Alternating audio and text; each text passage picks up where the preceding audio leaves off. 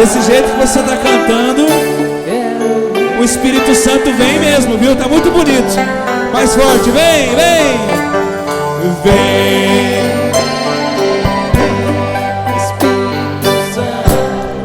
Aleluia. Transforma minha vida. Coloca a mão no seu coração. Quero abandonar-me. Quero abandonar. Força!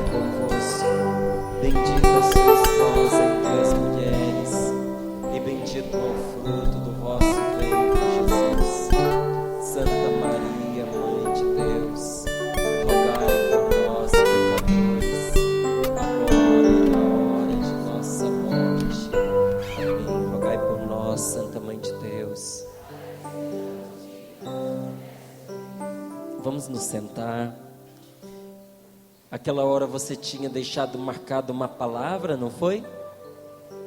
Mateus capítulo 10, versículos do 28 ao 31. Mateus capítulo 10, versículos do 28 ao 31.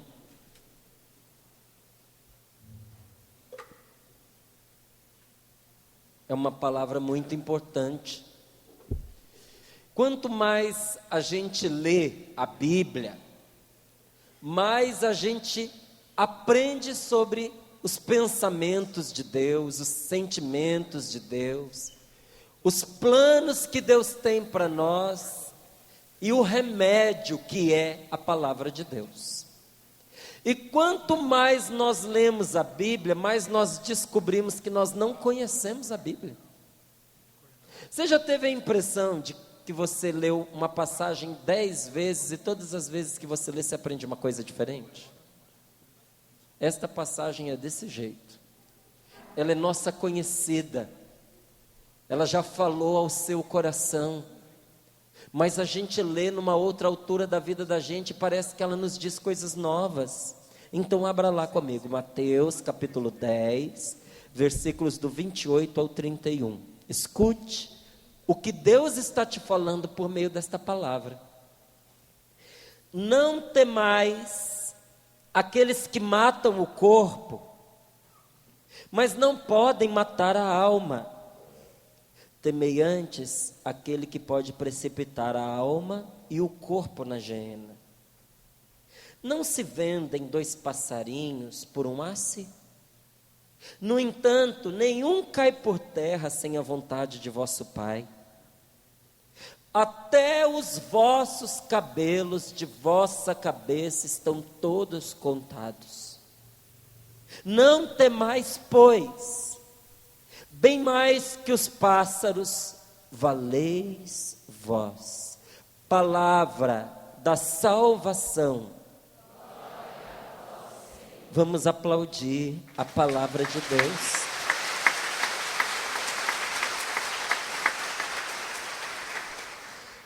Eu disse para você que esta palavra é uma palavra de cura para o nosso coração em relação às perdas. Porque a perda de uma mãe é uma coisa muito dolorosa e muito agressiva. Nós temos lá na Canção Nova um rapaz que ele está sempre organizando o Canção Nova sertanejo. Quem acompanha a Canção Nova sabe que num período do ano a gente tem um acampamento de oração voltado para os sertanejos de todo o país. E é muito bonito, porque aí vai cavalgada, as pessoas vão de cavalo lá para a Canção Nova. Às vezes tem até uma pequena exposição de bois, não é? É muito bonito. E o pessoal vai vestido a caráter, como peão. Houve uma época que a gente tinha até o rodeio com Cristo, que tinha mesmo uma apresentação de rodeio, mas durante toda essa apresentação, que é muito bela, tinha momentos de oração, momentos de evangelização. E um dos cabeças disso, ele é um excelente organizador e um homem muito íntegro, jovem ainda e muito de Deus, é o Paulinho. E ele entrou na Canção Nova pouco tempo depois de mim, coisa de 1 ou 2 anos depois. E nós sempre nos gostamos muito, sempre fomos muito amigos. Quando o pai do Paulinho morreu, eu fui lá para falar com ele. Porque é um momento de sofrimento da vida da pessoa. E nesse momento de sofrimento, não é importante o que a gente fala, é importante o que a gente faz. Porque o que você vai dizer para uma mãe cujo filho morreu? O que você vai dizer para um filho que perdeu o pai? As suas palavras vão trazer a pessoa morta de volta? Vão? Não vai. Então, a falar besteira, o que é melhor? Fique calado. Você quer ouvir besteira, vá no velório. O que tem de gente besta dizendo besteira, você não tem ideia. Você quer ouvir muita besteira, fica do lado da mãe da pessoa que morreu. Porque aí chega aquelas pessoas querendo consolar e só atrapalham. Às vezes o rapaz sofreu um acidente. Às vezes ele foi vítima de um assalto e foi baleado, morreu. Ou estava no tráfico de drogas, como usuário, ou talvez até como traficante, e num confronto com a polícia, morreu. Aí a pessoa cola do lado da mãe e diz assim: pois é, né? A vida é assim. Ontem estava vivo, olha aí, hoje está morto. Podia ficar calado, não podia? Aí, no cume da sabedoria, a pessoa vira para a mãe ou para o pai e diz assim: era a vontade de Deus. Era a vontade de Deus o quê? O filho estava morto, baleado, esfaqueado, queimado, porque o carro pegou fogo, todo destruído num acidente. Você queria isso para o seu filho? Que seu filho morresse desse jeito? Você queria ver o seu filho debaixo de um caminhão? E o que faz a gente pensar que Deus queria? Se Deus quer que nós morramos dessa maneira desgraçada, Ele não pode ser Deus, ou se é Deus, Ele não pode ser bom. Que pai vai querer para o seu filho uma morte terrível dessa? Se nós com os nossos pecados não queremos isso para os nossos filhos, o que faz a gente pensar que é Deus quem quer? Tem um outro ditado que ele opera contra a revelação da palavra de Deus para nós, que diz, o ditado diz assim, que ninguém morre de véspera. Já ouviu esse ditado? Ninguém morre de véspera. Morre sim. Pula do alto de um prédio para você ver se você não morre bem antes da data prevista. Entra na frente de um carro para você ver se você não morre. Você acha que Deus criou você para você, e nos planos dele estavam escritos lá: pulará do alto de um edifício de 9 andares, se enfiará na frente de um carro quando tiver 19 anos. Deus nunca pensou uma morte assim para você. Então tem muita gente morrendo de véspera, sim senhor, e sim senhora, e contra a vontade de Deus, que se entristece diante daquilo que ele está vendo. Às vezes a pessoa morre por própria culpa, às vezes a pessoa morre por culpa de um outro que tirou a vida dela, mas nisso não está a vontade de Deus. E onde é que estava Deus naquela hora em que aquele moço morreu, em que aquela moça morreu, em que aquele pai de família, trabalhador morreu? Deus estava no mesmo lugar em que ele estava quando pregaram o filho dele numa cruz. Ele não interfere, mas ele está do lado da pessoa que está sofrendo. Ele não sai do lado nem da pessoa que está morrendo, nem da família que a perdeu. Então não diga para uma pessoa que perdeu alguém amado, querido, que é a vontade de Deus, porque isso é pior do que você dar um tapa no rosto dela, do que dar um soco na boca do estômago dela. Não foi a vontade de Deus a morte de muitas pessoas. Claro, tem situações que foi. A pessoa viveu uma vida boa, viveu plenamente, cuidou dos seus filhos, foi feliz, casou até os netos, e chegando ao fim de seus dias, já cansado, o corpo já tinha dado tudo que podia dar, está lá na sua casa, ou às vezes até no hospital, mas cercado de gente que o ama.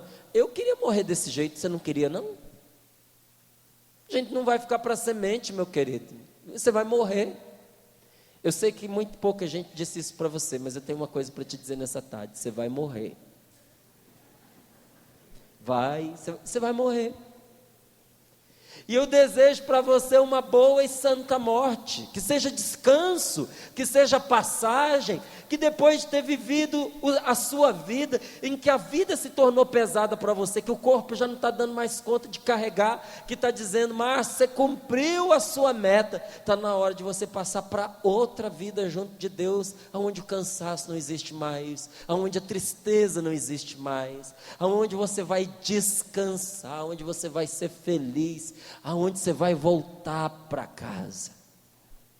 Esses dias eu estava pensando como o céu deve ser gostoso, porque eu cheguei na minha casa e pensei: gente, viajar é bom, e visitar quem a gente ama é bom, mas como é gostoso a gente voltar para casa. Concorda? Não tem lugar nesse mundo como a casa da gente. E o dia que você entrar no céu, você vai parar e vai pensar assim: eu estava fora de casa e não sabia. Como é bom voltar para casa e nunca mais eu vou ter que sair daqui. Então veja, quando esse dia chega, isso é bom. A última visão da sua vida terrena são sua esposa, seu marido, seus filhos, seus netos em volta da sua cama, com uma dor no coração, porque sabem que vão sentir saudade. Você deixa esse mundo com as pessoas querendo que você fique. Gostoso, não é? Tão triste e diferente é a vida daquela pessoa que o outro está olhando no relógio, que não vê a hora dela morrer, para mandar o advogado assinar o termo de herança. Papai não morre logo. Nossa, eu fui em missão num lugar. Aí nós estávamos na mesa, a gente ouviu muita coisa divertida. Aí o rapaz estava na mesa, ele era meio diferente. Ele disse assim: então, moço, eu sei que você trabalha na igreja, eu queria fazer um pedido para o senhor rezar para a tia fulana morrer. Eu falei: mas por quê? Não, é que ela já tem 98 anos, já deu o que tinha que dar e ela não morre, porque ela é muito apegada às coisas que tem. Ela não morre, que é para não deixar para ninguém aquela que ela tem. Ela já morreu e ela não sabe, mas ela fica ali para vigiar as coisas que ela tem. Falei: poxa vida, que coisa triste você morrer com a pessoa querendo te ver pelas costas. Então tem uma morte que é bem-vinda, que é querida, que é passagem, mas tem uma morte que é a que Deus não deseja. Sabe, e a gente dizer que é a vontade de Deus aquilo que Ele não quis, isso é blasfêmia. Então quando uma pessoa estiver sofrendo e você não souber o que dizer, não diga nada não. Vai lá e fica do lado. Eu encontrei esse meu amigo, eu dei um abraço nele, eu disse para ele o seguinte: Paulinho, eu não perdi meu pai nem minha mãe ainda, eu não sei o que é perder uma pessoa tão querida como era o seu pai para você. Eu só quero que você saiba que eu estou aqui. E se você precisar de alguma coisa, de alguém para poder buscar a sua família, levar a sua família, cuidar dos seus filhos nesses dias que você está mais sentido e cuidando das coisas do enterro do seu pai, eu não quero que você pense em outra pessoa, eu quero que você pense em mim. Eu pego suas crianças, eu levo na escola, eu fico com elas em casa, eu faço o que você precisar. Eu quero que você saiba que eu estou aqui. Passado alguns meses, a mãe do Paulinho morreu. Acho que sentiu falta do marido, né? Que quando os dois se amam, eles dizem assim, que quando um vai, logo em seguida o outro vai atrás. Mas você não precisa ter pressa, tá? Se o seu marido já foi, né? Porque tem gente que fica culpada de não ter morrido. Tem mulher que o marido morre, ela entra em depressão, como se ela fosse culpada de continuar vivendo. Estou errada de viver, ele morreu, eu tinha que morrer também. Não é? E dizem que é mais grave ainda quando a mulher morre primeiro. Diz que o homem dura pouquíssimo. Porque as mulheres, elas chegam ao final da sua vida cuidando de si, cuidando dos maridos. Agora é muito difícil para um marido idoso cuidar de si e ainda cuidar da sua esposa, não é? Então quando ela morre, ele fica meio descuidado e sente muita falta e fica muito triste e às vezes vai logo em seguida. Mas nesse caso ela é que seguiu o marido. E aí fui eu lá de novo, eu estava viajando, eu estava em missão. Acho que ela morreu no sábado. Na segunda-feira eu fui lá nele para oferecer os meus sentimentos. E aí o Paulinho disse para mim o seguinte, ele falou: Márcio, quando eu perdi o meu pai, foi como se a vida tivesse me dado uma sacudida e dito para mim assim: agora é você tem que crescer, o seu pai morreu, você não tem alguém que continue. O pai dele já não sustentava ele é um homem casado, ele tem filhos, o Paulinho. Mas quem que cuidou da gente, quem nos alimentou, quem nos vestiu, foi o pai durante grande parte da vida. Então a gente está casado, a gente está cuidando dos nossos filhos, mas sempre fica aquela ideiazinha de fundo: se acontecer alguma coisa eu recorro ao meu pai. Agora o pai foi, ele disse, a sensação é de você estar no mundo por você mesmo. Ele falou: mas quando morreu a minha mãe, aí eu conheci o que era a dor. Parece que enfiaram uma mão no meu peito, rasgaram um pedaço do meu coração e puseram o meu coração dentro do peito de novo. A falta que me fez foi uma dor que eu senti alucinante, porque me fez falta a mão carinhosa, a mão protetora da minha mãe. Antes bastava a presença da minha mãe para eu me acalmar. E isso não só com o Paulinho não, isso com você também. Tem gente que está velhinho, morrendo. A mãe faleceu há 30, 40 anos atrás. E a pessoa no leito de morte, adivinha quem que ela chama? A mãe. Quantas vezes eu e você, no momento difícil da nossa vida, às vezes até meio de mal assim com a mãe da gente, mas a gente passa por um aperto, a gente pega o telefone, às vezes nem conta o problema, mas liga porque precisa ouvir a voz. Quem mora perto vai até a casa. Só de você estar ali junto da sua mãe, naquele cantinho que é dela, naquele cantinho quentinho, não é?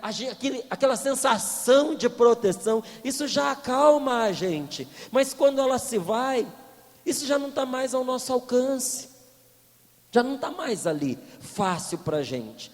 Como é que eu posso lidar com esse sentimento de perda e com esse medo de abandono e da solidão que acompanha a morte de uma pessoa tão querida assim para nós? Jesus responde nesta palavra que você pegou comigo. Porque um dia a gente vai perder as pessoas queridas, por um tempinho só. Depois a gente vai reaver, mas vai ter um período que você vai ficar sem elas.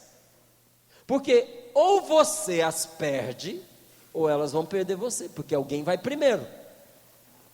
A não ser que você combine de ir junto, né? Mas alguém vai primeiro. E que a pessoa possa fazer essa partida de uma maneira boa, e que a gente se prepare para essas despedidas. Eu tenho que entender que um dia o meu pai vai falecer. Eu tenho que entender que um dia eu vou ter que despedir da minha mãe.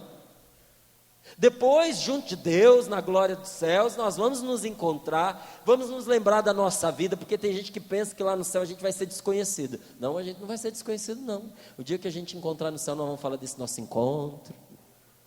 Lembra quando lá em Cascavel, no final de semana, lá de 14 de abril, que a gente estava junto? Eu lembro.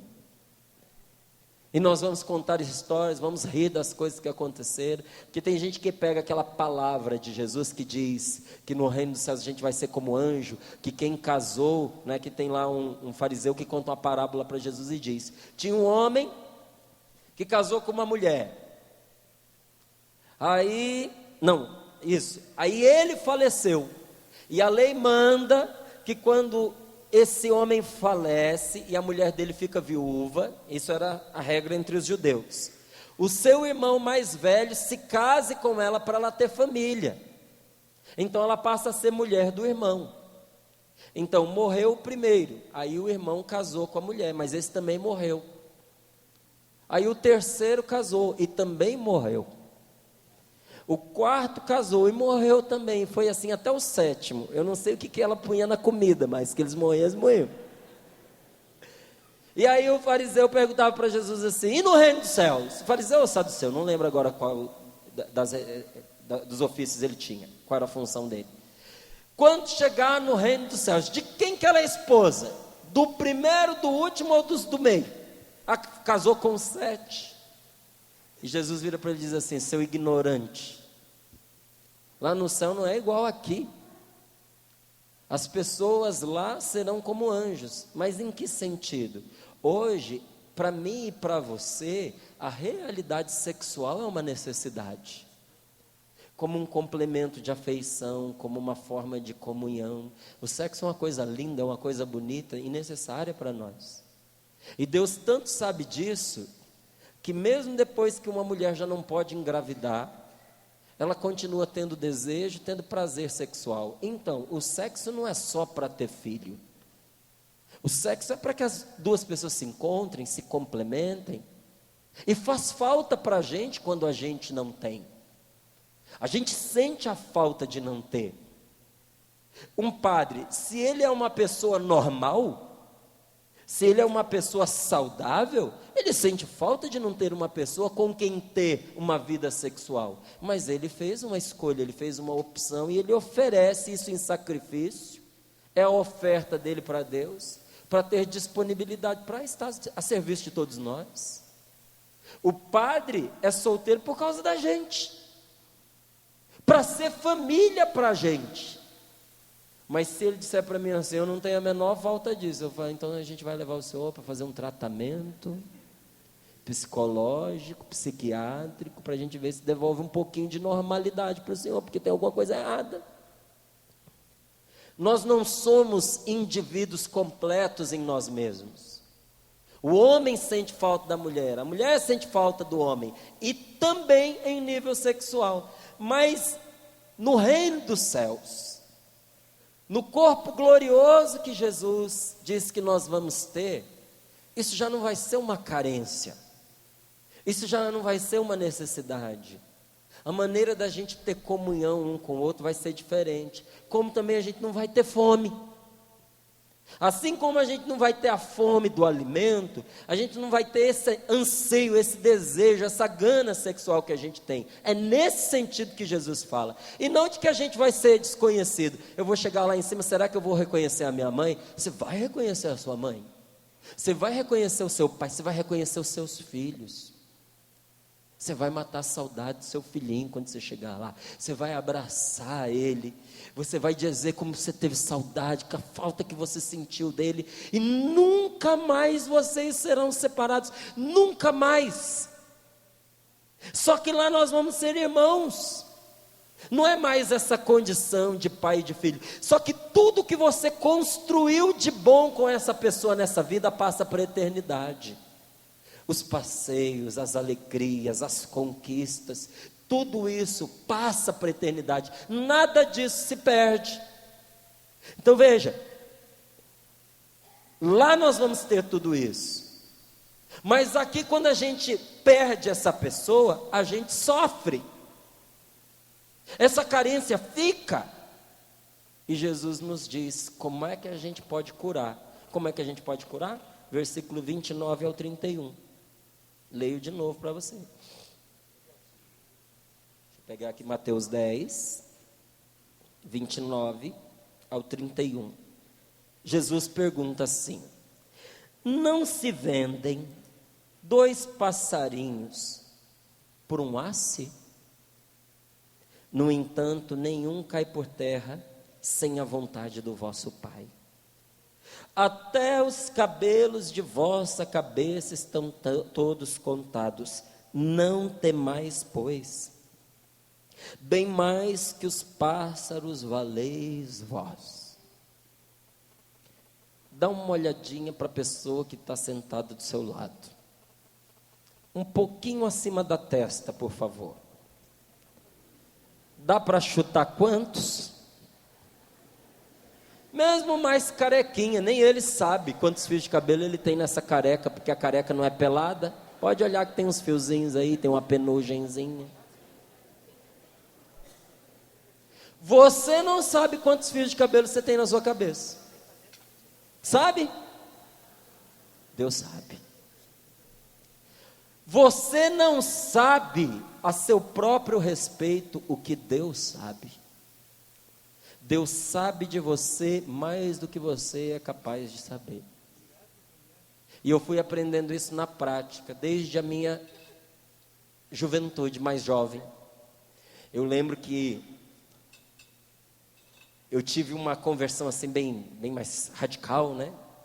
Então eu tinha tomado a decisão, já ali pelos meus 14, 15 anos, de que eu não ia ficar com moça nenhuma. Eu queria uma namoradinha, eu não queria ficar. Eu não queria usar a pessoa, nem queria me deixar ser usado. Eu queria ter uma moça ao meu lado que fosse minha amiga, minha companheira, minha namorada, para a gente estar junto, para a gente se gostar, para a gente paquerar, para a gente namorar, para a gente ir juntos para um passeio, para uma lanchonete, assistir um cineminha, fazer as coisas que a gente como jovem gosta de fazer, dançar. Eu queria alguém que estivesse comigo assim. Até lá, eu ficaria esperando. E muitas vezes aparecia uma moça que enchia os meus olhos. E aí eu ficava encantado. E percebia que rolava um clima. Mas eu já tinha aprendido a perguntar para Deus o que Ele queria para a minha vida. Então, antes de dar um passo precipitado, eu ia lá na capela e entregava nas mãos de Deus. Mas eu entregava sofrendo de um jeito que você não tem ideia. Eu ia lá diante do Santíssimo, ajoelhava e dizia: Jesus, o senhor viu a fulana? Bonitinha, né? Uma fofura. Olha, até que se fosse para namorar ela ia ser bom, né? O que o senhor acha? Jesus, eu estou com a vontade de namorar essa menina. E se for a sua vontade, eu até que bem que queria. Dá para ser a sua vontade? Que a minha já é. Mas eu quero colocar nas suas mãos, Senhor. Mas isso saia rasgado. Se não for para ser, tira. Pode tirar. Aí passava um tempinho, as coisas andavam de um jeito diferente, a moça tomava um outro rumo, eu tomava outro rumo, eu voltava na capela revoltado, eu dizia para ele: nunca mais eu vou te entregar nada, porque dá para perder, o Senhor tira da gente. Eu gostava tanto da moça, aí agora olha o rumo que a coisa tomou. Aí passava mais um pouquinho de tempo, e a fantasia caía. Porque você sabe que a gente começa muitas vezes o envolvimento com o outro a partir da fantasia. Sabe disso, não sabe? Sabe ou não sabe? Da fantasia, da imaginação, da ilusão. Como é que eu sei que é assim? Por uma outra palavra chamada decepção. Aí eu me decepcionei tanto com o fulano. Sabe por quê? Porque ele não era como a sua fantasia pintou para você.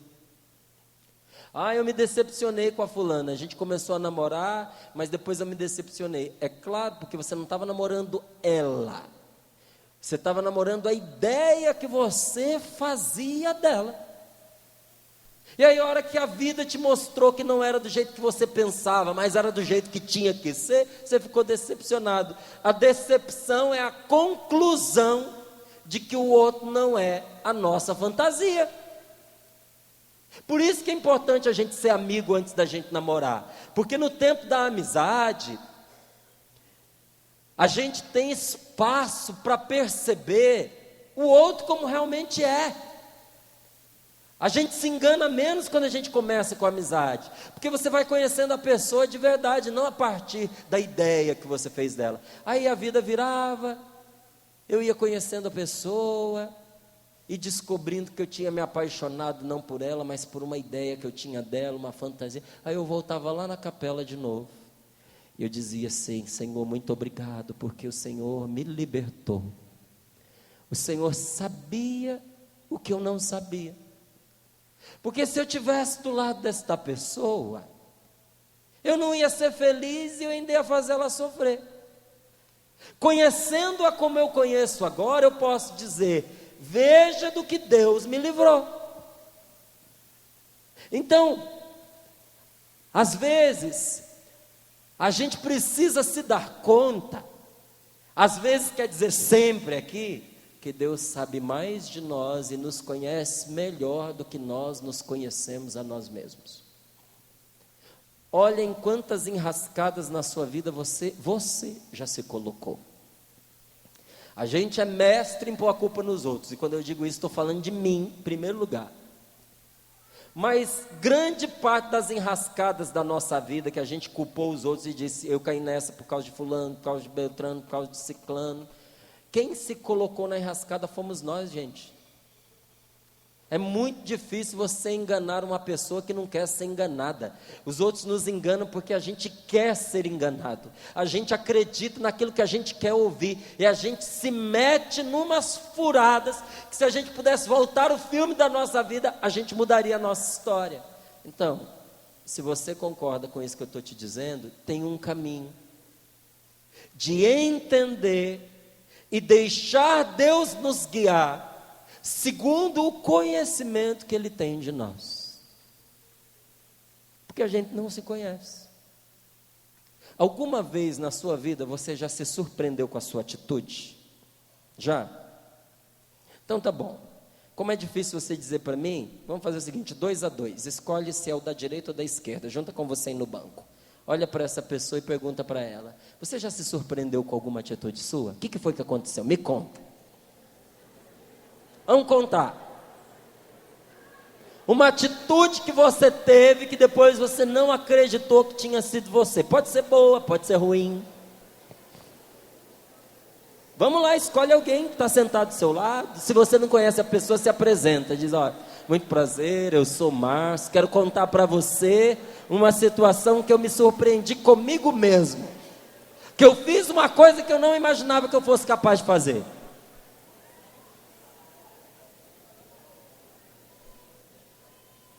Tem gente que está dando urticária só de pensar no assunto.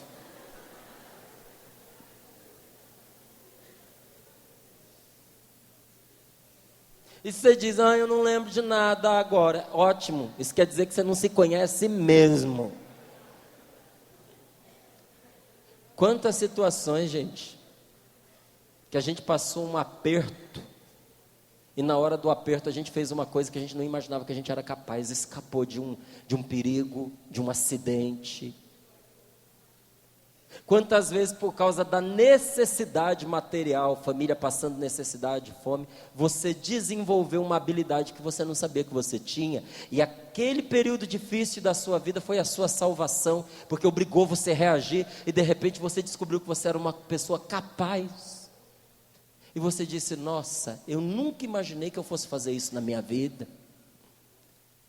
Quantos de nós aqui achávamos que se tivéssemos que enterrar um filho, ou de que cuidar de um filho doente, seria a nossa morte? E aí a pessoa faz uma experiência de um amor profundo e pensa: Deus fez surgir de dentro de mim uma força que eu não sabia que eu tinha.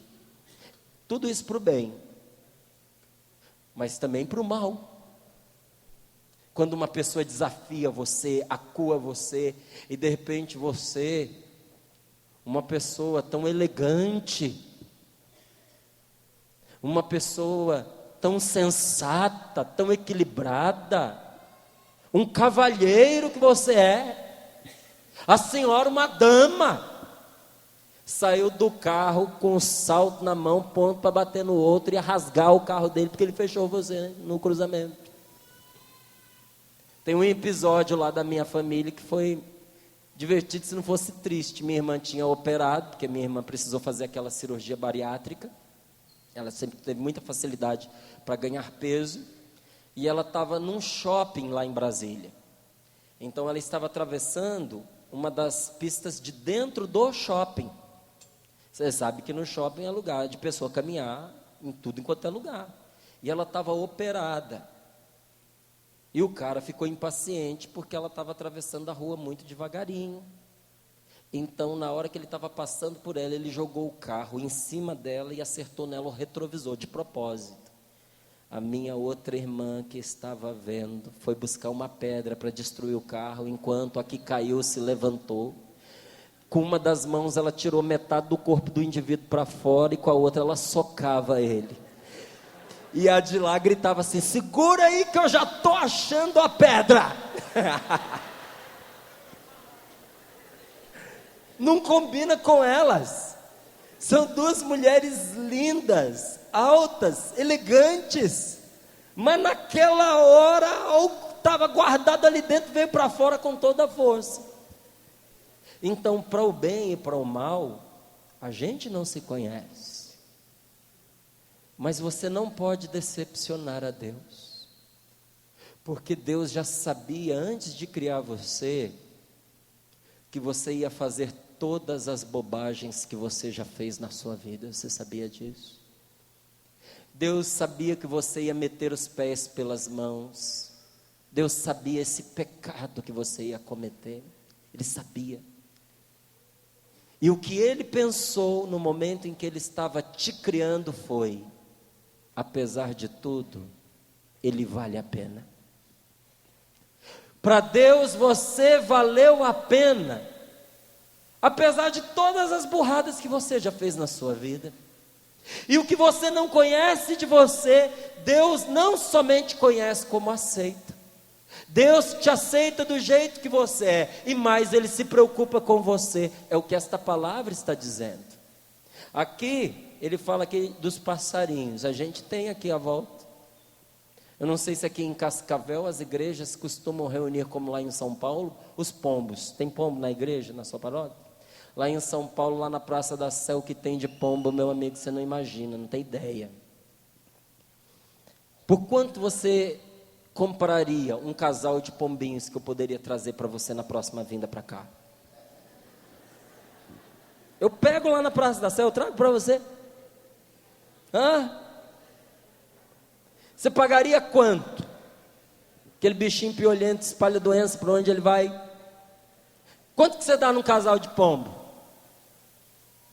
E no entanto, diz a palavra de Deus, não cai um deles do céu sem que Deus o saiba e o permita. Até um pombo que a gente não valoriza, que a gente paga para alguém levar para longe, mas não tem problema, porque ele volta. Pode levar embora, que ele volta. Até um pombo que você não daria nada por ele, ele está nas mãos de Deus, e Deus cuida deles, e não cai morto um só, sem que Deus tenha atenção e perceba isso. Deus se preocupa com você, você está nas mãos dele, e ele sabe das suas necessidades. Deus sabe. Eu sei que a gente vem para o retiro sabendo que o retiro é de oração, e muitos de nós viemos aqui pensando assim: mas eu não sou dessa espiritualidade, eu não estou acostumado a ir em encontros, eu nem sei, talvez eu vá ficar deslocado lá, porque eu nem sei como rezar, eu não sei o que fazer. Na hora da oração eu não sei se eu vou saber dizer para Deus o que é que eu estou passando, o que eu estou enfrentando. Será que eu estou rezando certo? Meu querido, Deus sabe as suas necessidades. Quando você disse de coração que você ia fazer esse encontro, sem saber você já estava rezando e Deus já estava agindo na sua vida. Você acha que Deus começou a agir na sua vida quando você entrou aqui nas portas dessa igreja hoje? Quando você, ouvindo o chamado que Ele te fez, disse: eu vou lá participar desse encontro. Eu vou porque eu sei que eu preciso dessa libertação. Jesus Cristo precisa me libertar. Naquele momento em que você disse sim, Deus, que já sabia das suas necessidades e já sabia o que você ia rezar pedindo a Ele nesse encontro, já estava te escutando. Ele sabe das suas necessidades e para Ele você vale mais do que um casalzinho de pombo. Você vale mais do que os pardais, e até os seus cabelos estão contados. Deus quer você. Você é importante para Deus e Deus se preocupa com você. Tem uma brincadeira que eu sofri, que eu nunca fiz com os meus filhos. E provavelmente você também pode ter sofrido, que é aquela assim: você é a raspa do tacho. A gente não estava esperando quando você veio. Uns vieram de cegonha, quem trouxe você foi o cachorro. Você foi achado na lata do lixo. Não tem essa história dentro de casa? Aquele filho que nasceu mais diferente, não é? Todos eram branquinhos, aí um nasceu jambo. Aí você não é da nossa família, você foi achado, abandonaram você aqui na porta. Às vezes o pai e a mãe dizem assim: e a gente não queria você, brincando. Brincadeira é essa, gente? Isso magoa a pessoa, isso magoa o filho, isso cria dentro da gente um sentimento de rejeição imenso, que às vezes a gente transfere para Deus. E o pior é quando é verdade. Quando o pai e a mãe ainda têm a pachorra de dizer, como que contando uma história, não é arrependido, não é pedindo perdão, mas conta assim: não, a gente já tinha fechado a fábrica, a gente não tinha mais condição de ter filho. Aí quando a gente foi ver, era você que estava vindo. Ou a mãe conta: nossa, seu pai quase derrubou a casa quando descobriu que eu estava grávida de você. E conta para o filho como quem joga carta: a gente pensou muitas vezes se a gente ia ter você ou não. Seu pai não te queria. Aí o pai conta orgulhoso: fui eu que convenci a sua mãe a te ter. Você não acha que é cruel, não? Isso é cruel. Mas eu quero dizer uma coisa para você, até para você que não foi criado com seus pais, que foi adotado porque os seus pais não tinham condições de te criar, ou não quiseram te criar, que deram você para uma instituição, e você foi parar na vida de uma família que cuidou de você, que criou você. O seu pai e a sua mãe podem não ter te querido, eles podem ter tido você por acidente, mas Deus sempre te quis, e você é fruto de uma escolha de Deus. Você está aqui não por acaso, porque Deus pensou você e protegeu você da morte para que hoje você estivesse aqui. Eu quero que você entenda uma coisa: Deus sempre te quis, Deus quer você, nunca desistiu de você. Você é importante para Ele, e Ele se preocupa com você. E como uma mãe, Ele te acolhe, e como um pai, Deus te ampara. Porque veja, nós somos criaturas humanas, mortais, limitadas. Em nós, amor de mãe e amor de pai estão separados. E lá em casa a gente vê isso bem claro, até na hora de mandar o menino tomar banho. A minha esposa manda o menino tomar banho assim, os meus filhos, o Rafa e o Lucas: Rafael, está na hora de tomar banho. Menino, você ainda não foi. Vai tomar banho. Você ainda está aí. Porque a mãe, ela gosta de conversar, ela gosta de falar, ela gosta de mandar, e às vezes até ela mesma se cansa de tantas vezes que ela manda. Com o pai é diferente. Eu vou ficar gritando para o menino tomar banho? Eu chamo lá onde eu estou: Rafael, vem aqui, por favor. Aí ele chega lá pertinho.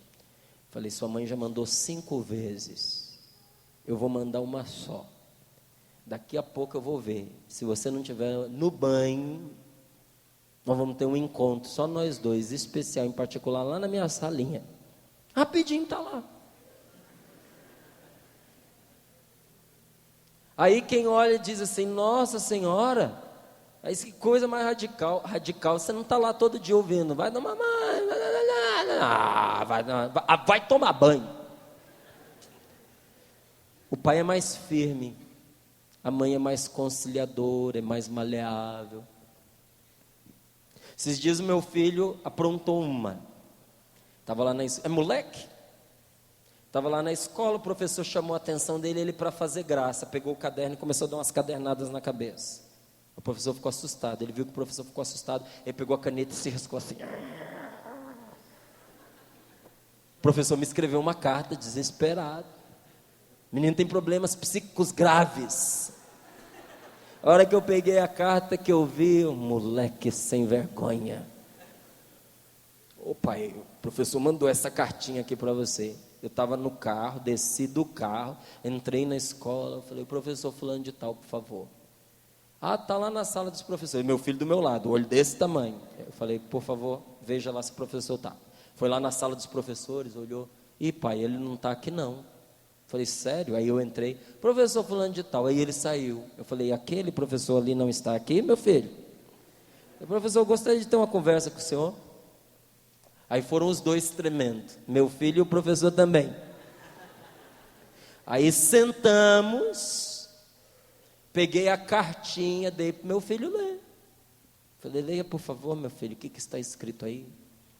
O aluno fulano de tal, ao ser chamado a atenção, começou a bater com o caderno na cabeça. E a se riscar com a caneta. Eu falei, então, nós estamos aqui porque o professor está pensando que você é retardado. E eu vim aqui com você para dizer para ele que você não é retardado. Você pode dizer, por favor, eu não sou retardado, professor. Aí eu falei, eu acho que você tem que pedir desculpa para ele, não tem? Me desculpa, professor. Eu falei, só isso não serve, meu filho.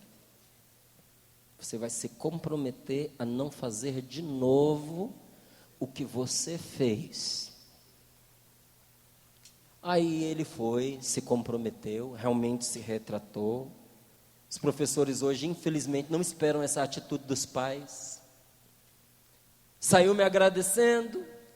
Chegando em casa, eu descobri que nessa matéria ele tinha tirado uma nota vermelha. Veio depois. Aí eu chamei num cantinho e falei, olha, você já passou um vexame por causa da sua atitude, agora vai vir um castigo por causa da nota. Então você vai ficar 10 dias sem nenhum meio eletrônico, porque hoje é um castigo, né? Você tirar o telefone, a internet, 10 dias sem o meio eletrônico. E um mês sem sair de casa. Aí a pessoa olha e diz assim, mas que dó. A gente que é pai sofre mais. Chega no final da tarde, eu vendo ele lá morrendo de vontade de ir para a rua brincar. A coisa que eu mais quero é tirar do castigo. Mas eu não posso. Porque eu preciso fazer o meu papel de pai e mostrar para o meu filho que existem limites nessa vida. E que quando você cruza esses limites tem consequência. E se eu não punir o meu filho dentro de casa por causa de uma atitude errada que ele teve, a vida vai punir ele lá fora, de maneira às vezes irreversível. Às vezes não recebe um castigo dentro de casa, é moído na pancada, no meio da rua. Você não corrige seu filho porque você fica com dó dele. Mas às vezes o cacetete daquele que bate nele não tem a menor piedade. Porque você não educou em casa, o seu filho é despedaçado lá fora. Então alguém tem que ser firme. Só que na hora que você está sendo firme, você pai, o seu olhar cruza com o da sua mulher que diz assim, não faça isso com meu filhinho. É o meu bebezinho que cresceu e você está fazendo isso. Isso está ferindo meu coração. Só o da mãe, o meu também. Mas a gente precisa ser firme. E aí, por causa dessa nota vermelha, a cabecinha dele foi funcionando, né? E ele disse, nossa, foi só uma nota. Aí pensou, e se eu reprovo? Aí ele pegou, chegou pertinho de mim assim, pois é, pai, se eu reprovasse, né? Eu não poderia continuar nessa escola. Aí eu falei, vivo não. Brincadeira. Mas o que eu disse para ele, eu falei, não, filho, você vai continuar lá na escola sim, para você aprender a ser responsável. Você vai ver todos os amiguinhos da sua turma indo para o ano seguinte, e você ficando no ano anterior. E eu não vou nem me abalar. Aí a Rose passou por mim e deu uma olhadinha assim, e você também não, né, Rose? Ela, de jeito nenhum, não vou nem ligar.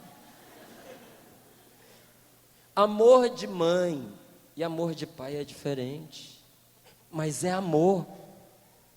Eu digo que a minha esposa tem garganta de general e coração de manteiga. Grita, mas o coração é uma moleza só. Um dia ela resolveu dar um castigo. Ela disse assim, se você fizer isso, você vai ficar 2 dias sem sair de casa. Aí disse, mas mãe, é o único horário que eu brinco. Ela, 1 dia. mas hoje era o dia mais importante. Então você só vai sair depois das 4. Mas o tom de voz ela não arredou. Às vezes a gente que é pai, a gente fala manso, mas a gente aperta. Porque veja, o pai ele acha que se ele afrouxar, o filho vai ficar frouxo. Que se ele ficar elogiando muito, o menino pensa que atingiu a meta e desiste de ser melhor. A mãe, ela cobre o filho de ternura, de carinho. Quando um filho vai embora de casa, quem é que faz o papel de reconciliar o filho com o pai? Quem que é? É a mãe. O menino briga com o pai e vai embora. A mãe que recebe ele de volta. E olha para o pai como quem diz assim: você não seja louco de fazer alguma coisa de impedir o meu filhinho de voltar.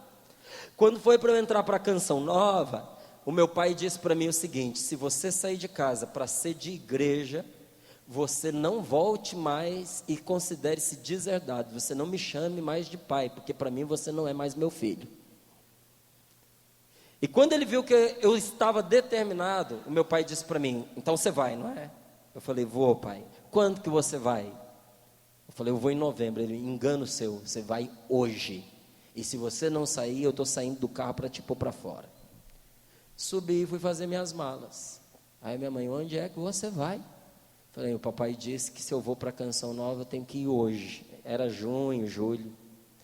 Porque já que eu vou, é para eu ir hoje. Se eu não for, ele vai me pôr para fora. Quando meu pai abriu a porta, quem estava lá? A minha mãe. Aí ela perguntou para ele: faço a mala eu também? Porque se você pôr para fora meu filho, você vai me pôr junto. No homem e na mulher, essa maneira de amar é distinta. Em Deus ela é junta. Deus é aquele que, como uma mãe, acolhe você. Você não está sem mãe nesse mundo. Porque quando a gente perde a mãe da gente, Deus se torna para nós a nossa mãe protetora. Só que Deus também, Ele é o Pai que te ampara. É doce, mas ao mesmo tempo Ele é firme. E no fundo, Jesus põe para nós nesta palavra um caminho de firmeza e doçura. São dois caminhos de cura que Jesus nos mostra aqui. O primeiro, veja lá, que essa palavra nos revela: você tem valor.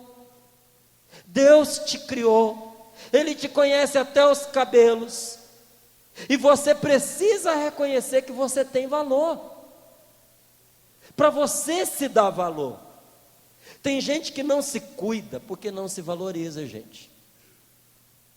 Às vezes você olha para um casal e você diz: essa mulher não combina de jeito nenhum com aquele homem. Você já viu gente assim? Há uma disparidade muito grande, já viu? Às vezes você diz: essa mulher não combina de jeito nenhum com este homem, sem ficar julgando as pessoas. Mas às vezes você percebe que uma das pessoas não se valoriza.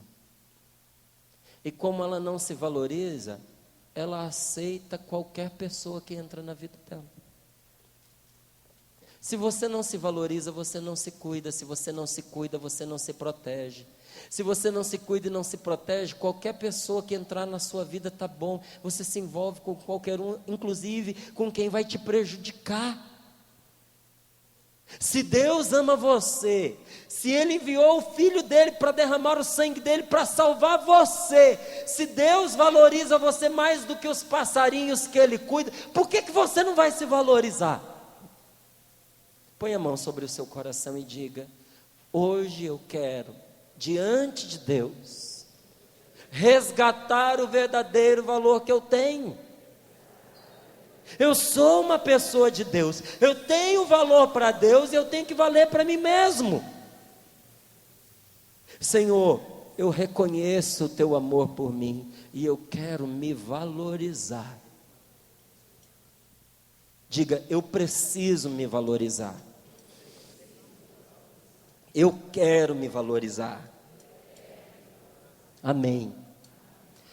Você se valorizar é você parar de ficar mendigando o amor dos outros. Porque se uma pessoa não reconhece o valor que você tem, ela não merece você. Concorda? Concorda?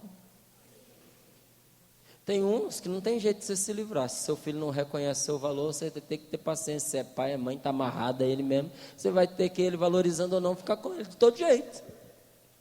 Mas para você que está namorando,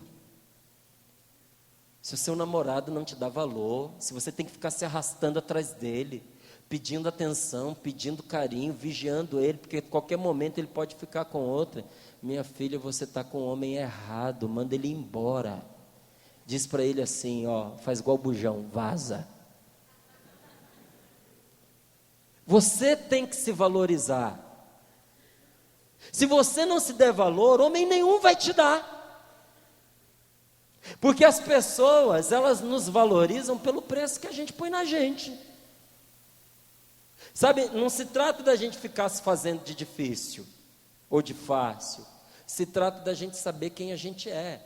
Eu conheço muita gente, eu me encontro com todo mundo, eu gosto de pessoas, mas eu sei quando alguém está abusando de mim. E quando uma pessoa está abusando de mim, eu tenho a obrigação de colocar essa pessoa no lugar dela. Então tem gente que não entende que você conversar, que você abraçar, que você estar perto, é um jeito de você dizer, eu gosto de você, eu quero te conhecer, eu quero te ajudar, estamos aqui por causa de Deus, e eu acredito no amor que Deus tem por você, e respeito a presença de Deus na sua pessoa. Tem gente que acha que você é uma pessoa fácil, aí abusa de você. Quando uma pessoa começa a abusar, você tem que puxar as rédeas e dizer, não é do jeito que você está pensando, não. E é tão legal quando você encontra no seu marido, na sua esposa, uma pessoa que te ajuda nisso. Então, hoje é muito fácil para alguém que está na vida política querer estar do meu lado e tirar uma foto comigo, porque, pelo menos dentro do meio católico, muita gente me conhece. Então nós estávamos num almoço e uma pessoa que tem parentesco com um político chegou lá com um celularzinho, né? Hoje tem uns celulares muito bons. Então, Márcio, meu irmão agora vai ser candidato a uma etapa a mais. E você conhece o meu irmão? Conheço assim mais ou menos. Conheço igual estou conhecendo você. A gente encontrou num retiro. Então, como você conhece, sabe que ele é uma pessoa de igreja? Não, não sei. Encontrei na igreja. Todo mundo que você encontra na igreja é de igreja? Eu acho que não. Então eu queria aqui gravar um vídeo, você simplesmente dizendo que você conhece. E graças a Deus lá na Canção Nova hoje a gente tem uma organização que ajuda a gente. Então eu tenho uma maneira mais suave, mais sutil de dizer algumas coisas. E como a Rose não é mãe dele, porque com os meninos ela protege. Ela respondeu por mim, porque a minha resposta para o rapaz foi, olha, faz o seguinte, como a minha imagem não me pertence mais, porque eu faço parte da Canção Nova, entre em contato com o nosso departamento jurídico e eles vão te dar uma resposta. Aí a minha esposa entrou, pode entrar, mas a resposta é não. O cara estava comendo um picolé, o picolé foi rapidinho. Aí ele, como é que é? Ela, é não, você pode até pedir, você pode tentar, mas a resposta é não. E ela ficou furibunda, porque no meio da conversa, a pessoa tentou comprar a gente com um passeio. Então nós vamos trazer você para passear em tal lugar. Meu amigo, eu renunciei a isso, eu abri mão disso, para servir o reino de Deus. E agora eu vou trocar o reino de Deus por causa de um passeio, de uma facilidade, de uma vantagem. Como é bom a gente ter uma pessoa do lado da gente que conhece a gente, né? Foi na lata. Ah, não. A gente tem que aprender a se valorizar. Porque se você não se valoriza, as pessoas passam por cima de você, as pessoas pisam em você, as pessoas diminuem o seu valor. E isso, num exemplo como esse que eu te dei, isso no nosso relacionamento de namoro. Então, se dê o valor que você precisa. Quando eu me valorizo, o que acontece? Eu me suporto, eu fico comigo mesmo, eu me ajudo, eu me consolo.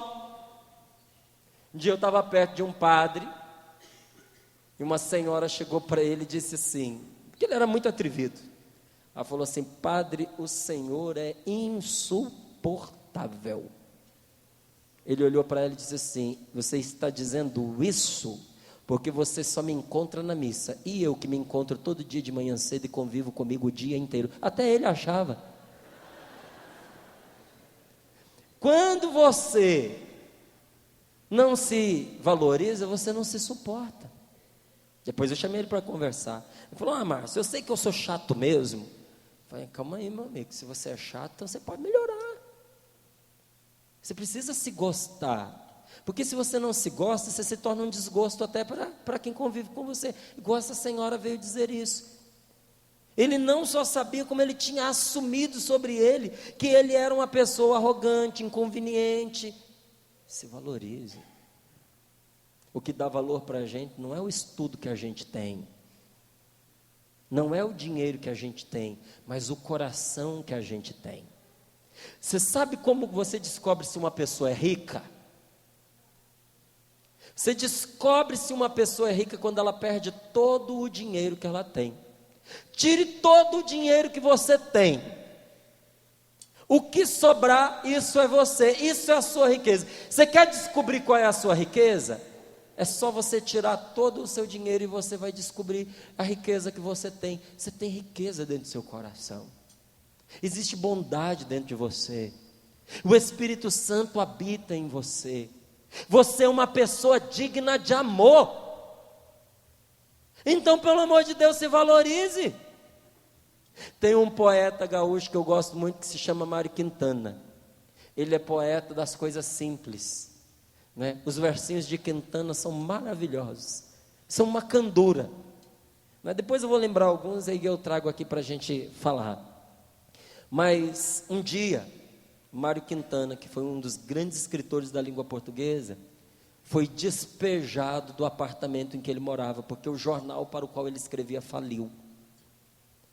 E aí uma senhora que apreciava muito os escritos dele foi lá visitá-lo. Disse, gente, que era um cubículo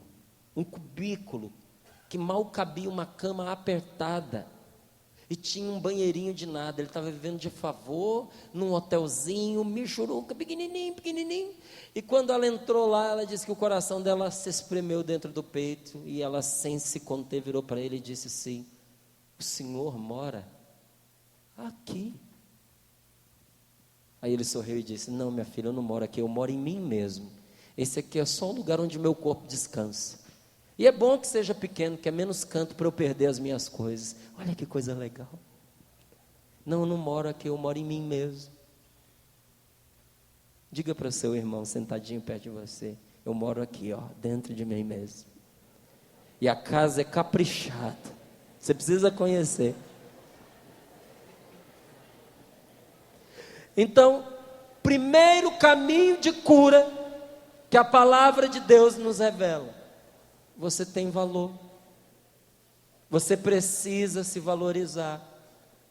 Porque se você se valoriza, você se suporta. E se você se suporta, você dá trato a você mesmo. Segunda coisa que esta palavra nos revela como caminho de cura: Deus cuida de você. Diga comigo: eu tenho valor. E Deus cuida de mim. Diga para o seu irmão: você tem valor. E Deus cuida de você. Quando eu digo para você que Deus cuida de você, é que Ele te envolve e não te deixa só. Eu vou contar para você um episódio, rapidinho, da minha vida, que me acompanha e que me marcou muito. Quando eu entrei para a Canção Nova, eu ouvi do meu pai uma frase que foi a seguinte: você vai entrar na Canção Nova para ser o quê? Naquela época, eu nem sabia que tinha rádio, televisão não era nem um sonho. Canção Nova não tinha televisão. Quando eu entrei na Canção Nova, a Canção Nova tinha 30 pessoas. A Canção Nova quase dobrou de tamanho com a minha turma que entrou. Era muito pequenininha. E eu não sabia o que eu ia ser. Então eu falei para o meu pai: pai, eu vou ser missionário. Mas missionário é o quê? É ser padre? Eu falei: não, não é ser padre. Então é não ser nada, meu filho. E se você vai ser missionário nessa canção nova, ao menos seja padre para você ser alguma coisa na vida. E me diga, pelo amor de Deus, que nessa comunidade em que você está entrando, você não pode casar. Eu falei, não, pode sim. Ele falou, Deus me perdoe de uma barbaridade dessa. Como que o menino me deixa estudo, me deixa trabalho e vai entrar numa comunidade em que ele vai viver do nada, que não vai ser pago pelo que faz, porque não vai ter uma profissão e ainda vai casar? Como é que ele vai sustentar a esposa? Como é que ele vai cuidar de um filho? Você é um irresponsável. Eu ouvi muita coisa. E meu pai disse para mim assim, você vai lembrar de mim quando você estiver casado e tiver um filho para você cuidar. Palavra de pai fica, viu? Eu casei, minha esposa engravidou, ela estava com 8 meses de gravidez, e a gente não tinha o berço onde colocar o menino. Quando estava no 8º mês, ela não aguentou e falou para mim, ela falou, meu amor, acho que já está na hora da gente pensar o que a gente vai fazer, porque daqui a pouco o Rafael está chegando, e nós não temos o berço aonde colocar. Como é que nós vamos fazer? Aí eu, dotado daquela sensibilidade prática que todo homem carrega consigo, você sabe como é?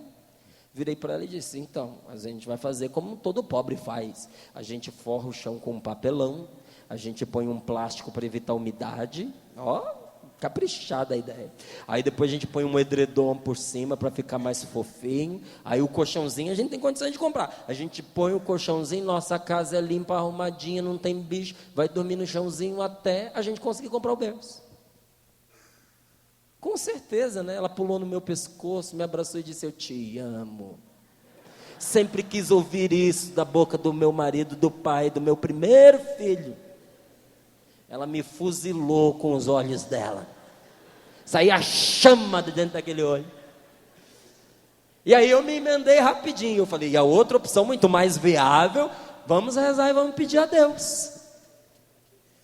Naquela semana, eu fui pregar na zona leste de São Paulo. Eu enfrentei maus bocados para chegar naquele grupo de oração. Tudo deu errado naquela noite, ao ponto de eu até me perguntar, meu Deus, por que o Senhor me fez perder tempo vindo aqui? Eu tinha sido convidado para uma pregação de 1h30, com oração, em preparação para Pentecostes.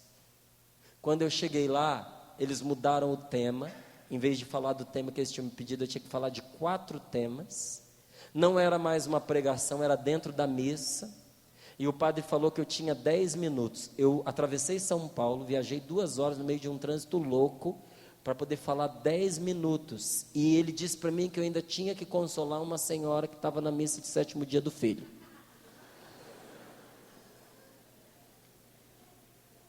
Para mim, foi humilhante, foi ultrajante, eu estava até meio revoltado, porque é gastar o tempo da gente à toa.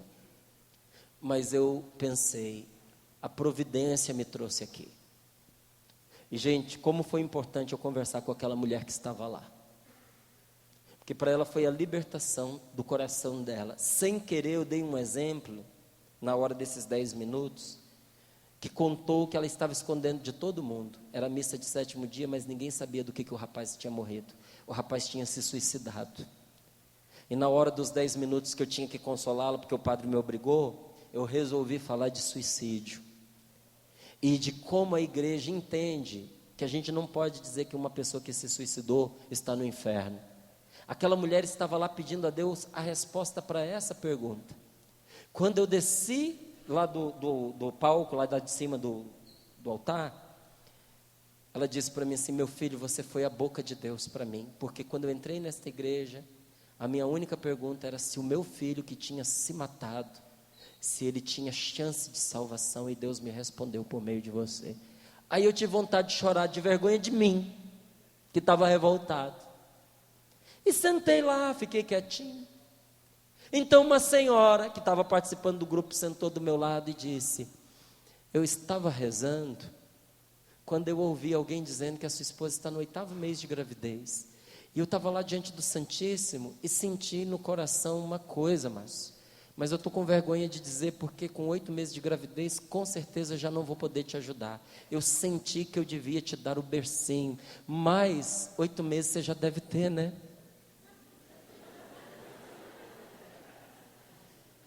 A vontade que eu tinha era de gritar, de rir e chorar ao mesmo tempo. Eu disse para ela, não tenho berço não. Ela falou, então eu posso dar? Eu falei, pode. E ali eu ria de me imaginar contando isso para minha esposa, e ao mesmo tempo eu chorava, e comecei a agradecer a Deus, porque aquela mulher resolveu ter filhos tarde, porque ela já tinha mais de 40 anos, e se ela ainda tinha bercinho, é porque os filhos eram pequenos, né? Eu estava lá agradecendo a Deus, porque ela resolveu ter os seus filhos já numa idade um pouquinho mais avançada. A mulher volta e diz assim, então, mas se eu der o bercinho e outra pessoa der a cômoda, pode ser que não combine, posso dar a cômoda também? Eu falei, fique à vontade. Você fica à vontade.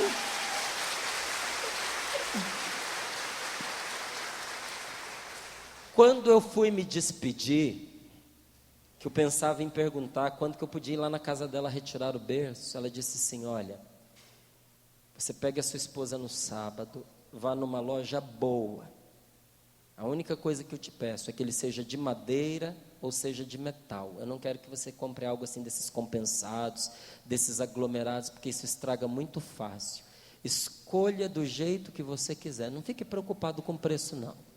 Que esse é um presente que eu quero dar a você, porque eu acredito que Deus me pediu que te desse. Meu Deus do céu!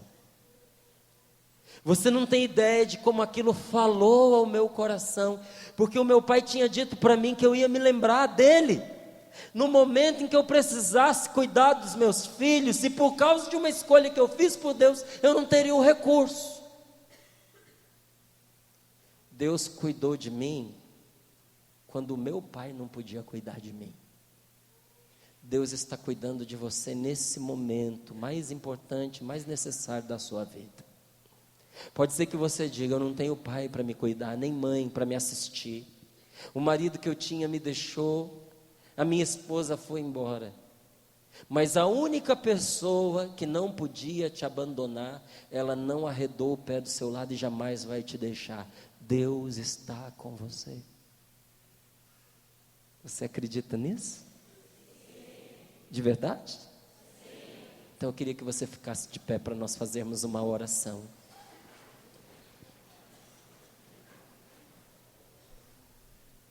Feche os seus olhos, coloque as mãos sobre o seu peito, porque dentro de nós habita o Senhor. Deus cuida de você, Deus envolveu você de proteção, e Ele não te deixa só.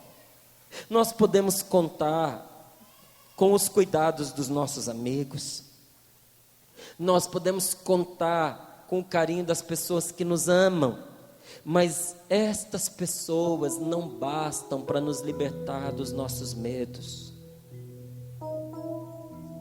Com um marido você nunca vai deixar de ter medo de ficar só, nunca. Com uma esposa, você nunca vai deixar de ter medo de ficar só. Nem seu pai, nem sua mãe pode tirar esse medo de dentro de você, porque são pessoas. E pessoas falham. E pessoas nos ferem.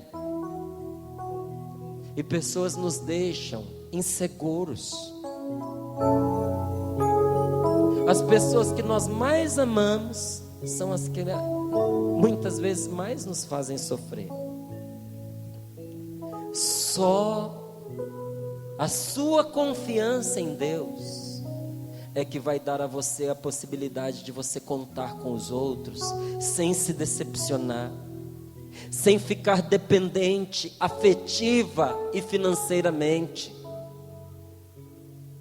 É a confiança em Deus que vai libertar o seu coração do medo, da solidão. Mas ficar livre do medo é um processo de cura interior, é um processo interior que só eu posso realizar, com a ajuda de Deus, mas só eu posso realizar. com a ajuda de Deus, porque é Deus quem tira o medo da alma. Por isso vamos rezar juntos agora.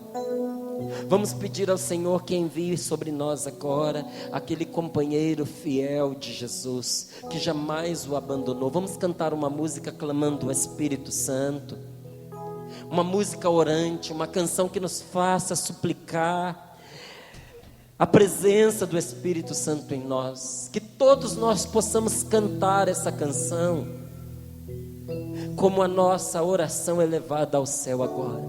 Jesus teve um amigo inseparável, que esteve ao lado dele em todos os momentos da vida, e Ele quer ser agora o seu amigo, se você aceitar. Então clame por Ele, cante ao Espírito. Espírito Santo, vinde orar em mim. Espírito Santo, vinde. Espírito Santo, vinde orar em mim.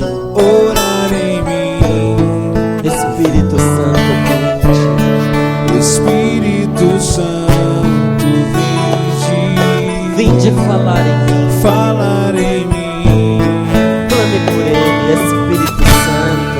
Espírito Santo, vinde falar em mim. Falar em mim. Vinde curar, vinde libertar nossos corações de toda opressão. Vinde transformar, vem incendiar, traz fogo do céu neste lugar. Levanta os seus braços, incendeia a minha alma. Incendeia a minha alma, incendeia a minha alma, Senhor. Incendeia a minha alma, Senhor. Incendeia a minha alma, incendeia a minha alma, incendeia a minha alma, Senhor. Espírito Santo, vinde, cante só aqueles que querem. Espírito Santo, orar em mim, orar em mim. Chame por Ele, Espírito Santo, vinde orar em mim. Espírito Santo, orar em mim. Espírito Santo, vinde falar em mim. Espírito Santo, falar em mim. Falar em mim. Mais uma vez, Espírito Santo. Espírito Santo, falar em mim. falar em mim. Vinde curar, vinde libertar nossos corações de toda opressão, de transformar, vem incendiar, traz fogo do céu neste lugar. Incendeia a minha alma, Senhor. Incendeia a minha alma, Cante forte. Incendeia a minha alma, Senhor. incendeia a minha Eu quero que a minha alma seja incendiada pelo fogo do teu amor. Incendeia a minha alma, Senhor. Incendeia.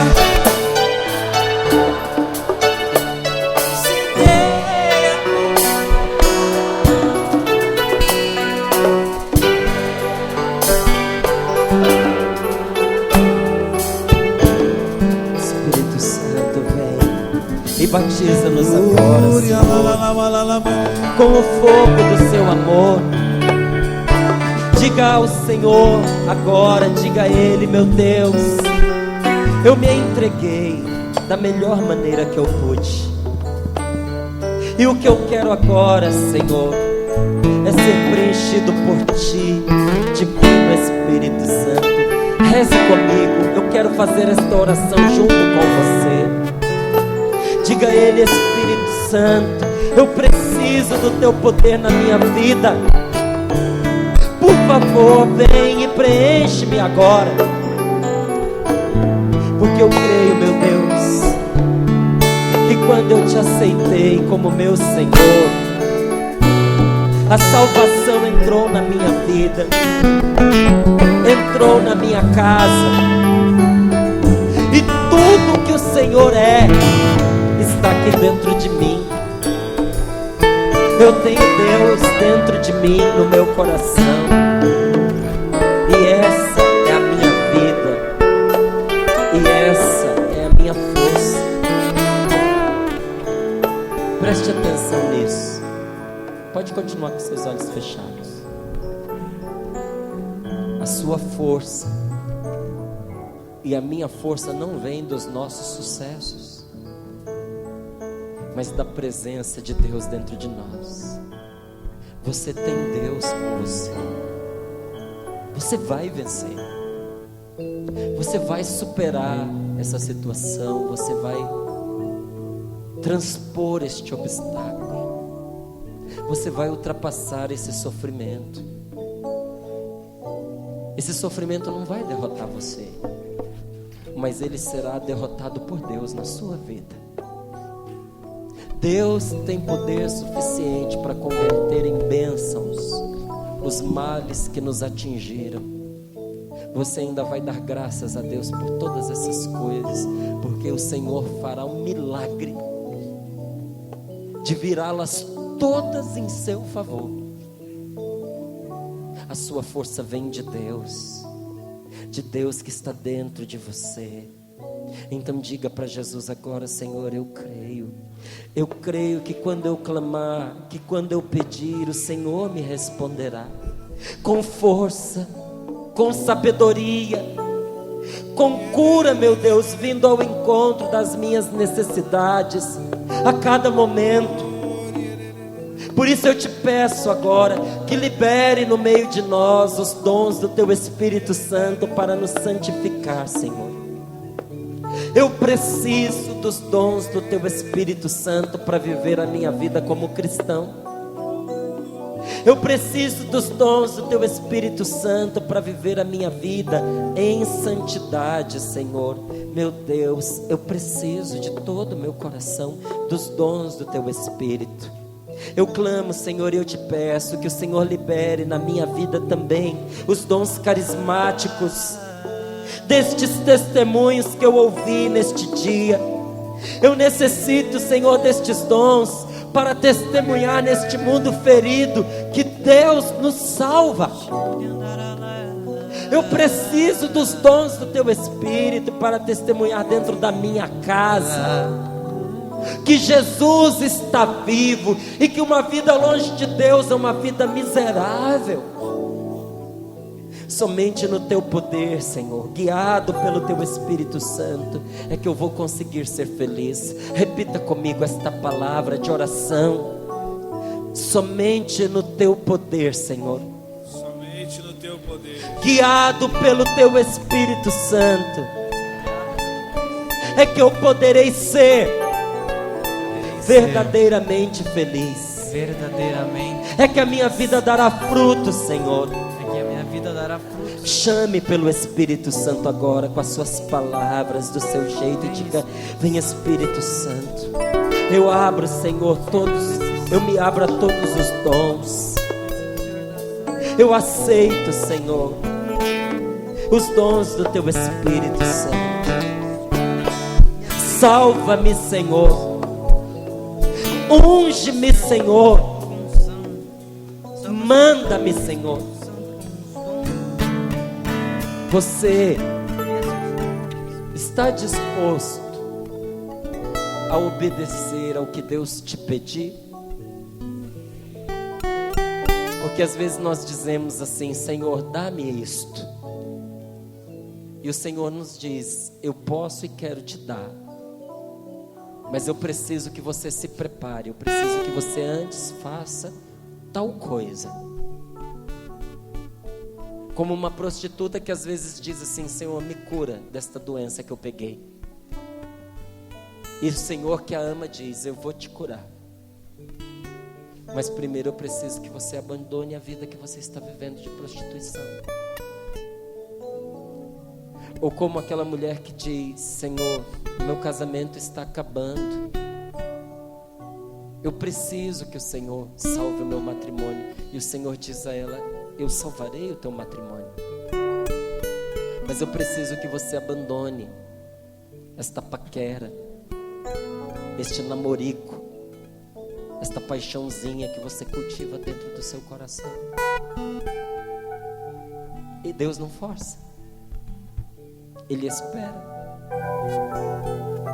Então eu vou te perguntar de novo, porque o Senhor está te ouvindo e Ele leva a sério o que você diz. Você está disposta, você está disposto a fazer o que Deus te pedir? Então responda isso para Ele agora no seu coração, na sua oração. Manda-me, Senhor, usa-me como teu instrumento, meu Deus, e me dá a oportunidade para usar os teus dons e revelar o seu amor e a sua misericórdia, a começar de dentro da minha casa. Amplia, Senhor, os meus limites. Senhor, eu não quero ser uma pessoa engessada, fechada em mim mesma, mesquinha. Expande a minha capacidade, Espírito Santo. Atua em mim com poder, Senhor. Eu quero que a vontade de Deus se cumpra em minha vida plenamente. E para que isso aconteça, eu preciso de Ti, ó poderoso Espírito Santo. Vem, Espírito Santo, vem.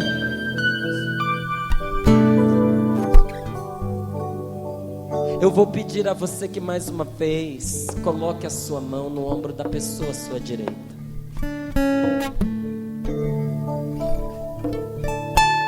Um dia eu estava rezando por um grupo grande de pessoas em Portugal. Aí um rapazinho veio falar comigo, disse assim: ô Márcio, muito sério isso que eu vou te dizer, hein?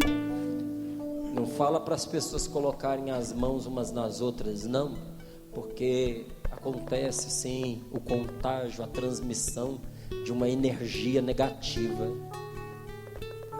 Aquela energia ruim que está numa pessoa pode passar para outra. Eu falei: nós não estamos aqui em nome das nossas energias, nós estamos aqui pelo poder do Espírito Santo. E é Ele quem nos liga a todos nós agora. Existe uma mão no seu ombro de uma pessoa que tem uma outra mão no ombro dela, que tem uma outra pessoa com a mão no ombro dela, e até você que não tem mão nenhuma no seu ombro, nós daqui da frente estamos estendendo a nossa mão sobre você. Mas uma coisa você precisa entender: a primeira das mãos que está tocando em um de nós, e de onde nos vem a força pela qual nós rezamos uns pelos outros, é Jesus. É Jesus o primeiro que está colocando a sua mão sobre o seu ombro agora. Nós não estamos comunicando fluidos positivos, uma boa energia cósmica, uma boa energia interior. Nós estamos transmitindo a força do Espírito Santo que nós recebemos de Deus no dia do nosso batismo. Então, com a sua mão sobre este seu irmão, vá rezando comigo: Senhor, à medida em que o Senhor fluir através de mim, para tocar este meu irmão, eu creio que o Senhor estará agindo em mim, curando a minha vida também. Obrigado por me alcançar e preencher os lugares mais profundos da minha vida com o seu amor vivificador, Jesus. Obrigado por lavar e purificar todas as feridas e cicatrizes do meu passado, que poderiam ter o poder de dominar os meus pensamentos, de magoar as minhas emoções e de me fazer adoecer e de tirar a minha liberdade física e a minha liberdade emocional. Obrigado, Senhor, porque o Senhor está trazendo luz às sombras e calor aos espaços frios e escuros da minha alma. Espírito Santo Consolador, obrigado porque o Senhor está tocando agora no coração deste meu irmão, no coração desta minha irmã, e enxugando todas as lágrimas reprimidas e curando essa saudade sem fim que ele sente desta pessoa falecida, desse ente querido. O Senhor está curando essa saudade sem fim que você sente desta pessoa. Cura, Senhor, o coração deste homem da dor da perda. Cura, Senhor, o coração desta tua filha, desse sentimento de dor por ter perdido essa pessoa querida, de ter perdido a oportunidade de dizer a ela o quanto a amava, o quanto a queria bem. Obrigado, meu Deus, porque o Senhor está nos libertando dos nossos traumas, está curando em nós o nosso medo e aquelas feridas emocionais tão dolorosas enterradas no fundo do nosso coração. Obrigado. Jesus está tocando num homem que carregava dentro de si o sentimento de fracasso, porque você não conseguiu ser o profissional que você queria, nem conseguiu a formação que você esperava. E isso durante muito tempo entristeceu você. Depois você se acostumou, e até você já não pensava mais nisso. Mas nesse momento Jesus está desfazendo este nó que ficou dentro de você, desse sentimento de derrota que estava guardado no fundo do seu coração. Agradeça a Deus que está libertando você neste momento, como o Senhor também está libertando uma mãe, você, querida, que olha para o rumo que a vida do seu filho tomou, e você sempre fica se culpando, acreditando que foi a educação que você deu, que você falhou em alguma coisa. O sentimento de você ter fracassado como mãe, Jesus está curando você agora, e dizendo a você que Ele está cuidando do seu filho, e que se você ama o seu filho, Jesus o ama muito mais do que você consegue amar, e que Ele vai salvar seu filho. Confia no Senhor.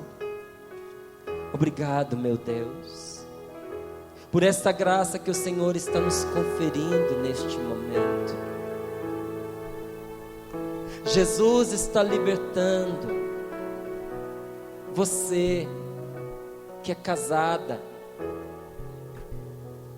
e que isso tem sido a sua luta até diante de Deus, porque a sensação que você tem é que você desperdiçou a sua vida numa escolha errada que você fez. O Senhor está tirando de você essa sensação de derrota, de que a vida passou e de que você viveu os melhores anos da sua vida ao lado de uma pessoa que não valorizou você. O Senhor está colocando no seu coração um profundo amor pelo seu marido, que precisa ser curado também. E está abrindo seus olhos para ver este seu marido como antes você não o via. E Jesus está dizendo a você que a sua vida não foi perdida, que o seu tempo não foi desperdiçado, e que os melhores anos da sua vida ainda estão por vir. Que você confie em Deus. E o Senhor está aumentando no seu coração agora a sua capacidade de amar. De amar mais. Obrigado, meu Deus. Muito obrigado, Senhor. Muito obrigado porque o Senhor andou junto de mim nos primeiros anos da minha vida. Porque o Senhor enfrentou comigo o meu passado. Diga comigo agora: obrigado, meu Deus. Obrigado porque o Senhor está me lembrando que o amor de Jesus, esteve sempre comigo, compensando todo o vazio que eu senti, esse vazio que ficou dentro de mim, porque eu não recebi o amor que eu necessitava. E vá agradecendo a Deus, que nunca deixou de olhar para você. Agradeça ao Espírito Santo por olhar atentamente a sua vida e por trazer agora à sua mente todas as memórias dolorosas que precisavam ser curadas. E se em algum momento, nesses dias, esta lembrança voltar ao seu coração, quando essa recordação surgir, você vai rezar assim: Espírito Santo, eu te entrego esta lembrança dolorosa para ser curada, Senhor. Obrigado porque o Senhor tira um bem daquilo que é mal. Obrigado porque o Senhor tira um bem daquilo que é doloroso. E agora põe de novo a mão sobre o seu coração agora e deixe que essa seja uma oportunidade para que o Espírito Santo seja mais liberado em você. À medida em que Jesus vai curando seu coração, Deus vai manifestando o amor dele na sua vida. Obrigado, Espírito Santo, pela tua presença em mim, fluindo livremente em mim e através de mim. Obrigado por ser meu amigo, vamos agradecer. Obrigado por ser meu professor, meu consolador, meu conselheiro, meu intercessor, pelos dons maravilhosos que o Senhor tem me concedido. Pelo que você gostaria de agradecer a Deus, especialmente nesta tarde? Agradeça você. E feche os seus olhos e cante mais uma vez essa canção. Cante esta canção, convidando o Espírito Santo a vir sobre você. Espírito Santo, vinde, orar em mim. Espírito Santo, vinde orar em mim. Espírito Santo, vinde. Força, vai lá.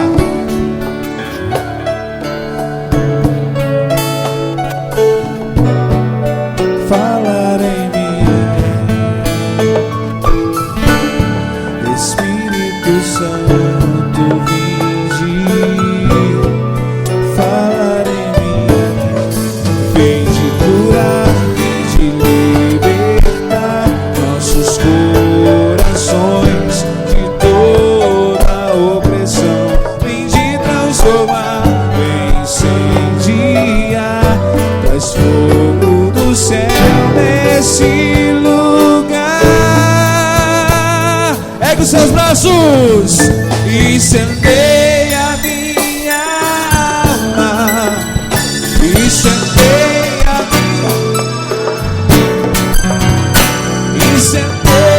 minha alma, Senhor, incendeia, Senhor, incendeia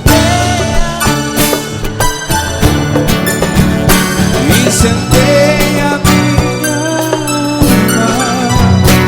incendeia minha alma, Senhor, incendeia,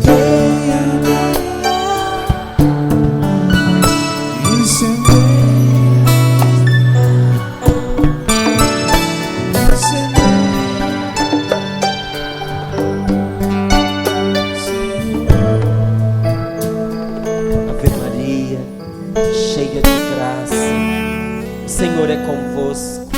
Bendita sois vós entre as mulheres, e bendito é o fruto do vosso ventre, Jesus. Santa Maria, Mãe de Deus, rogai por nós, pecadores, agora e na hora de nossa morte. Amém. Respira bem fundo agora. Presença de Deus neste lugar. Deus está conosco. Deus está com você. E diga obrigado, Senhor. Muito obrigado, meu Deus, pela paz que eu estou sentindo no meu coração. Amém. Eu olhei aqui perto de mim para ver o padre, para ele dar os avisos. Aí eu lembrei que ele já tinha dado o aviso antes de eu começar a pregação. Ele disse assim: antes de você começar a pregar, Márcio, avisa para o pessoal que se alguém quiser confissão, é só sair aqui pela lateral da igreja, que já vai ter alguém para encaminhar. Lembrei direitinho, bem no comecinho da pregação. Desculpa, gente, a hora que eu vi, só quando eu procurei o padre que eu lembrei. Então está avisado, né, padre? Continua agora, nesse próximo momento. E encerrou. Boicotei a confissão de todos vocês. Quando chegar no céu, fala: pá, nossa, Deus, a culpa foi do Márcio. Fala uma coisa dessa. Foi o Márcio que não deixou eu me confessar. Irmãos, nós temos um recado aqui. Tem pessoas que precisam de pouso, tá? Então as pessoas que precisam de pouso, procurem agora, tá? No próximo intervalo, que seja ali no fundo, o pessoal está organizando o pouso, tá? Então, rapidinho daí para a gente poder agilizar, distribuir as pessoas. Legal. Um último anúncio que eu faço para você de material de evangelização. À medida em que eu fui crescendo na minha vida familiar, eu fui descobrindo a importância da gente evangelizar de uma maneira direta os nossos filhos. Eu escrevi este livro chamado Para Vencer o Medo e Derrotar o Dragão, a partir da experiência que eu fui vivendo de atendimento de outros casais que tinham problemas com seus filhos. Este livro ele traz um reconto de uma história da Bíblia, que é a história de Daniel, que vence um ídolo, que enfrenta o dragão, que é jogado na cova dos leões. Lembra de Daniel na cova dos leões? Só que eu tive o cuidado de pegar a palavra da Bíblia e colocar ela toda rimada e toda divertida. Então ela é divertida e rimada do começo ao fim, mas tudo que está aqui está na palavra de Deus. Então ela ficou engraçada e fácil de guardar. E tem 3 mensagens especiais neste livro para o seu filho, para o seu neto, para o seu sobrinho, para o seu paciente, para o seu aluno. A primeira delas é preciso vencer o medo. Medo do demônio, medo de altura, medo do escuro, porque nós temos tido crianças que têm enfrentado e são muitas vezes engessadas pelo medo de ficar sozinha, não consegue até hoje dormir no quarto, sozinha, tem timidez excessiva na escola. É preciso vencer o medo. Segundo, é preciso investir na autoestima das crianças, porque eu tenho um programa de entrevista e isso também me incomodou muito. O quadro de depressão infantil tem aumentado cada vez mais. Eu te pergunto, depressão combina com criança? E por que as nossas crianças têm ficado deprimidas? Sobretudo por causa de problemas familiares e por não saber lidar com a expectativa dos pais ou da expectativa que elas têm delas com elas mesmas. Elas não se permitem errar e quando erram não sabem o que fazer. Se deprimem, se entristecem. A palavra de Deus nos ensina e ensina aos nossos filhos que na vida a gente aprende errando e que o importante não é a gente não errar, mas a gente recomeçar cada vez que a gente erra. E a terceira coisa, para encerrar, é preciso aprender a fazer escolhas, porque uma escolha determina a nossa felicidade, sim. Quando você escolhe mal a sua profissão, você paga um preço alto por isso, não paga?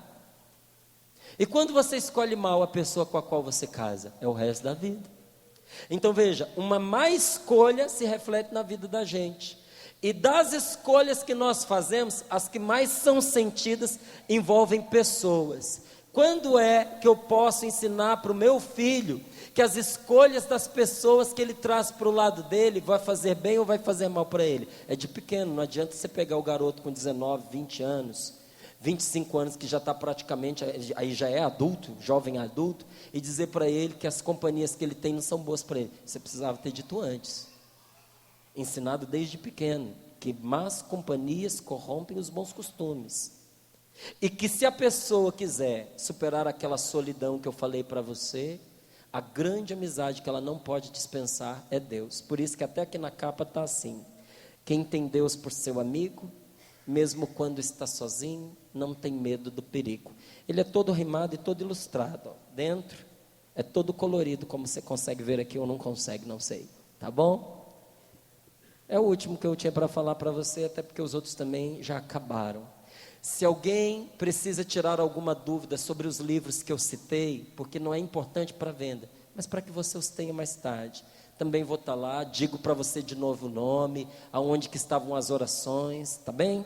Bom intervalo, tem um cafezinho gostoso esperando você, e depois a gente volta para cá para encerrar a nossa tarde e nos prepararmos para a missa, tá? Vamos ter mais um momento depois deste intervalo, com a palavra de Deus, com a oração, e depois finalizando o nosso dia a missa. Então, eu vou encontrar você lá atrás no lugar de costume, tá?